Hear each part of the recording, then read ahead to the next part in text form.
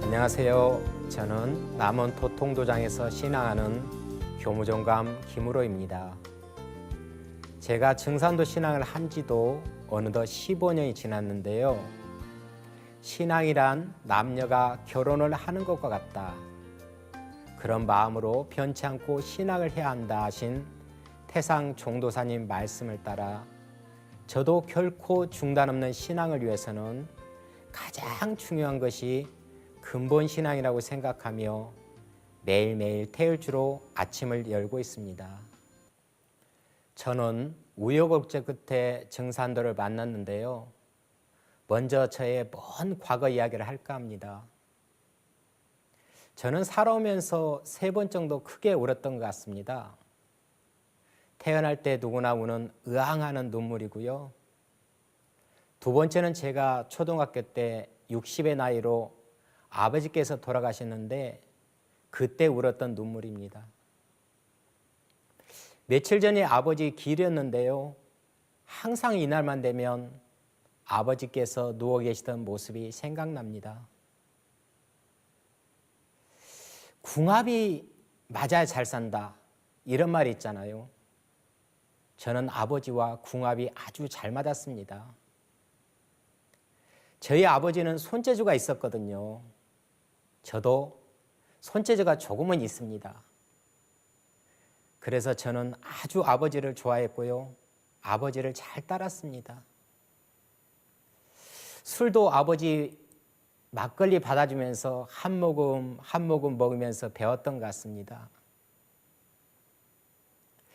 돌아가시던 그날도 한참 가을거지를 할 때에서 어머니와 형, 누나는 논에 나가고 저 혼자 아버지를 간병하고 있었습니다. 그런데 아버지께서 힘들어하는 목소리로 저기 사람이 있다 하는 거예요.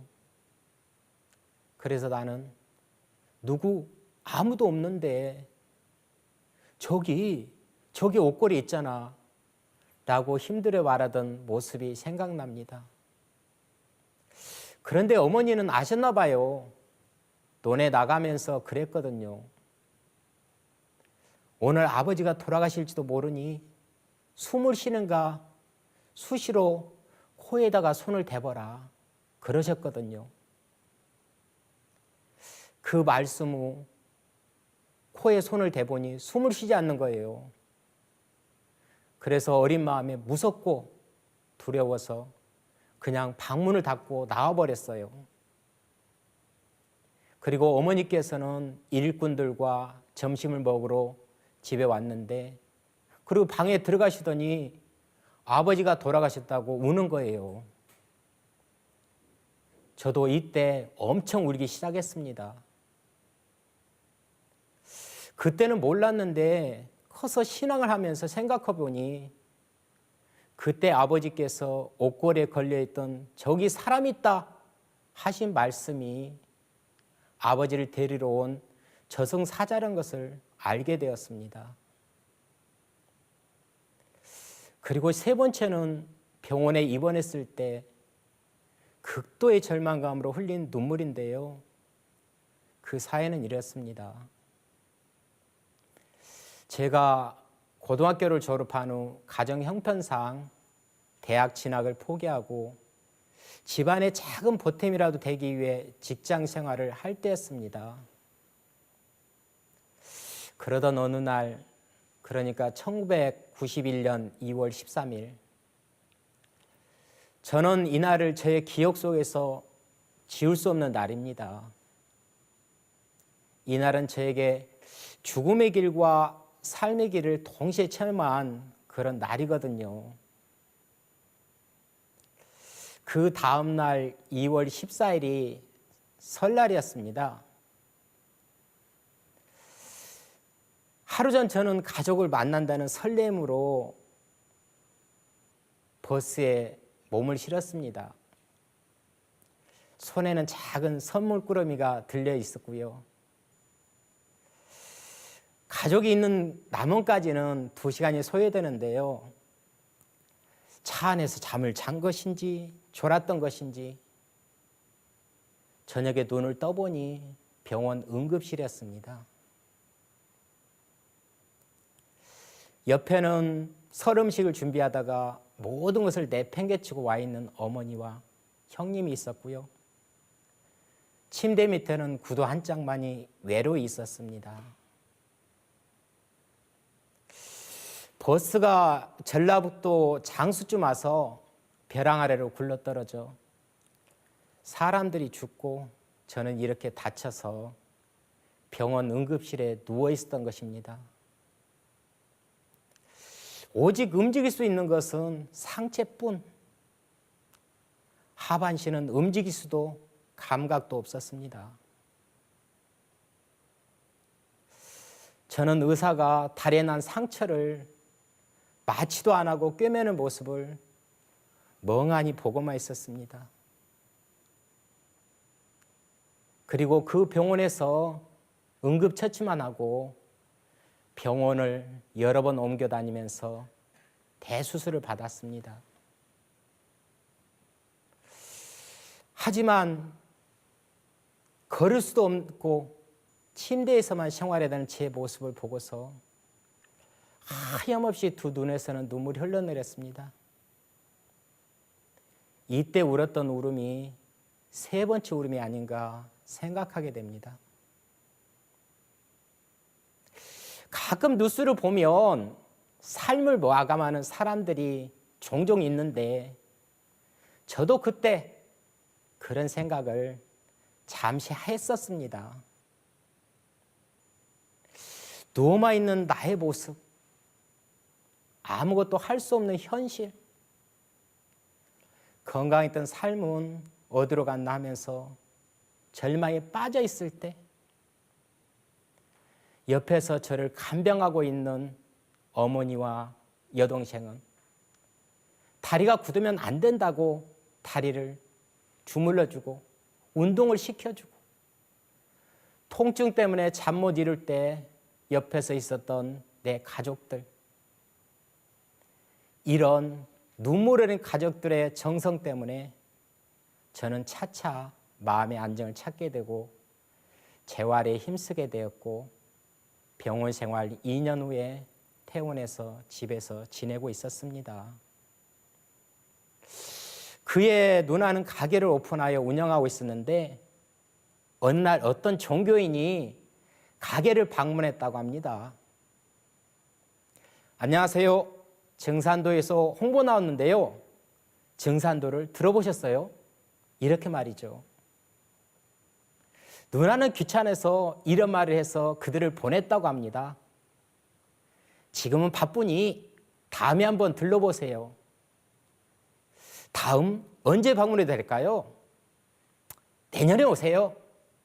그럼 내년에 오겠습니다. 누나의 말은 아마 그럴 겁니다. 그냥 가세요. 오지 마세요. 이런 뜻이었을 겁니다. 그런데 그분은 1년 뒤에 다시 가게를 방문하여 1년 전에 방문했던 사람입니다 라고 말하니 그때 누나는 미안해서 내 동생이 아파서 누워있는데 아파트에 가보라 그렇게 했던 것입니다. 그리고 누님이 저에게 전화를 해서 아파트에 누군가 방문한다 하니 한번 만나봐라 그랬던 것입니다. 그 성도님은 바로 그날 저를 찾아와 상대에 있는 진리를 전해줬고 약 1시간 동안 온 정성을 다해서 나의 아픈 부위에 손을 대고 기도를 해주었습니다. 온몸에 기가 통하는 듯한 느낌이 왔고 그래서 내가 여기에 가야 내 몸이 낫겠다. 저는 이렇게 진리보다는 기도를 통해서 증산도라는 생소한 종교와 만남을 가지게 됐던 것입니다. 당시 저의 건강 상태는 최악이었습니다. 왼발만 움직일 수가 있었고 이동을 하려면 지팡이를 짚고 다녀야 했거든요. 계단을 오르내리기는 무척 힘이 들었고요. 걷는다는 것은 방에서 걷는 정도였습니다. 그때 저는 그분이 전하는 진리 말씀이 귀에 잘 들어오지 않았지만 저는 그분의 열정과 정성에 감동하여 도장으로 가게 되었고 증산도 입도하여 신앙의 길로 들어서게 되었습니다. 증산도를 저에게 전해준 그 성도님은 저에게 있어서 은인 중에 은인입니다. 지금 전주 덕진도장에서 신앙하고 있는 성도님인데요. 그분은 단순히 증산도만을 전해준 것이 아니라 저의 인생을 코치해준 그런 분이거든요. 그리고 지금 생각해보면 모든 선영친들이 쓸자손 하나씩 타내려고 60년 동안 공을 들인다 하신 말씀처럼 우리 조상님들께서 다른 것이 아니라 열매 맺는 증산도로 인도하기 위해서 이렇게 1년을 더 기도하여 좋은 인도자를 내게 보내주셨구나라고 생각을 하게 됩니다. 저는 그분의 말씀을 전적으로 따랐어요. 성도님이 하라는 모든 것을 했습니다. 테이프를 들으라면 테이프를 들었고요. 책을 읽으라면 책을 읽었습니다. 저는 시골에서 자랐기 때문에 봄에는 씨 뿌리고 가을에는 추수하고 하는 그런 이치를 보고 자랐어요. 그런데 그분이 우주 1년이 있다는 거예요. 그리고 지금은 여름에서 가을로 들어가는 때다. 인간도 가을에 열매를 맺어야 하는데 네가 이 가을철에 증산도를 들어온 것이다. 그렇게 말씀해 주는 거예요. 그때 읽었던 책들이 증산도의 진리, 이것이 계백이다, 관통 증산도 등이었습니다. 처음 듣는 언어들이었지만 밑줄을 치면서 책을 읽었습니다. 그리고 증산도 도전을 공부하면서 상제님이 누구신가를 온몸으로 느낄 수 있는 계기가 있었는데요. 하루는 크게 슬퍼하시며 전 인류가 진멸 지경에 이르렀는데 아무리 하여도 전부 다 건져 살리기는 어려우니 어찌 원통하지 않으려 하시면서 흐느껴 오시는 상제님을 보면서 그래! 증산 상제님이 바로 참 하나님이다를 확신하게 되었습니다. 상제님께서는 가는 애를 멈추게 하시고요. 천지 질서를 새로 짜신 조화조 하나님입니다. 그런데 그 하나님께서 인류를 위해 눈물을 흘리시는 겁니다. 한 생명이라도 더 건져 살리기 위해서 눈물을 흘리시는 자애로우신 하나님 보면서 저는 강력한 믿음을 생겼습니다. 상제님이 참 하나님을 확신하게 되었던 거죠. 그럼 참 하나님을 믿고 있는 나는 무엇을 해야 하나 이런 고민이 들었고요. 상제님 말씀 중에 이런 말이 있습니다. 천지가 사람을 낳아 사람을 쓰나니 천지에서 사람을 쓰는 이때에 참여하지 못하면 어찌 그것을 인생이라 할 수 있겠느냐 하신 말씀처럼 저도 인류를 위해 봉사하는 삶을 살아야 한다고 다짐을 하게 되었고 그 후로 상제님 일꾼으로서의 삶을 선택해서 살아가고 있습니다. 신앙 초기에 인도자인 최영섭 성도님이 제가 살던 아파트에서 도장까지 데려다주고 했는데요. 그때도 제대로 걷지를 못해서 지팡이에 의지하고 있었습니다. 그런데 하루는 인도자가 이런 말을 했습니다. 너의 건강을 위해서 지팡이를 버려라. 그때 저는 그럼 넘어지는데요. 넘어져도 버려라. 그래야 네가 걸을 수 있다. 기도만 한다고 다 되는 것이 아니다. 운동을 해야 근육이 붙고 그런다. 그리고 무엇인가에 의지하게 되면 안 된다. 그러니 내 말을 믿고 지팡이를 버려라.